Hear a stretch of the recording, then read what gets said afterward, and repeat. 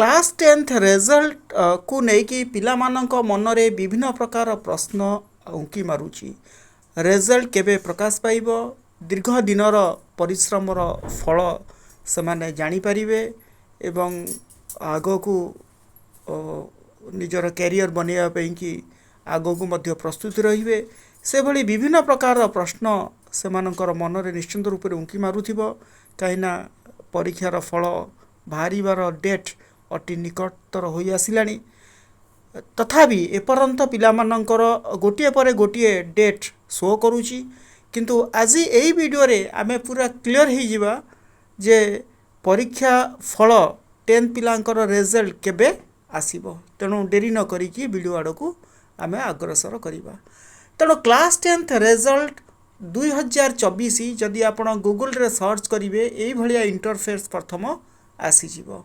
Okay, class 10th result 2024 मारदेले एमटी गोटे इंटरफेस आसी जिवो।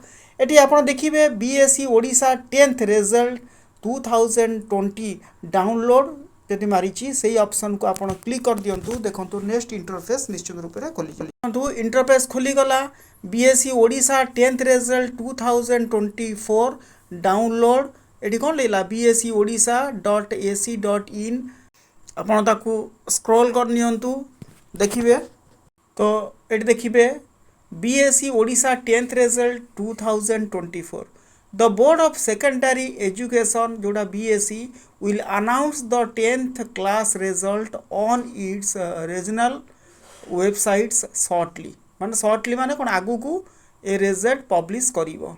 बुझी पाले all candidates who have participated in Odisha board annual 10th exam 2024 can check their result by opening the regional websites of the authority। माने एटी कौन कहला जो माने पार्टिसिपेट करिसंती जो माने परीक्षा देइचंती annual board exam 10th class रो से माने तांकर रिजल्ट रीजनल वेबसाइट्स माध्यम रे पाई परिबे। अपन तो वेबसाइट जानि चंती, वेबसाइट गूगल रे सर्च कले आपनकर रिजल्ट ऑटोमेटिक आसी जिवो। किंतु एटी कथा हला केबे आसीबो, केबे हमें result जानिबा।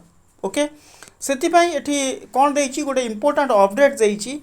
The news is coming out through various media okay sources that the 10th result will be released by Odisha board on 20th May, but no official confirmation has been given by the board yet। एपर्यंत board पक्षर कौन से conformation करा जाइनी केबे आसीबो, किंतु expect करा जाउची जे 28 मे सुधा आपनकर रिजल्ट आसी जिवो। ओके, जदि 28 न आसिला ताहले सेही गोटे दिन 2 दिन भितर निश्चित रूप रे रिजल्ट आसी जिवो।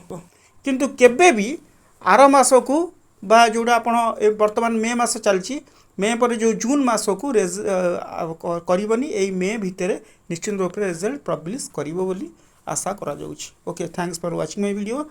जदि भल लागिथिबो त लाइक शेयर कमेंट्स और सब्सक्राइब कर।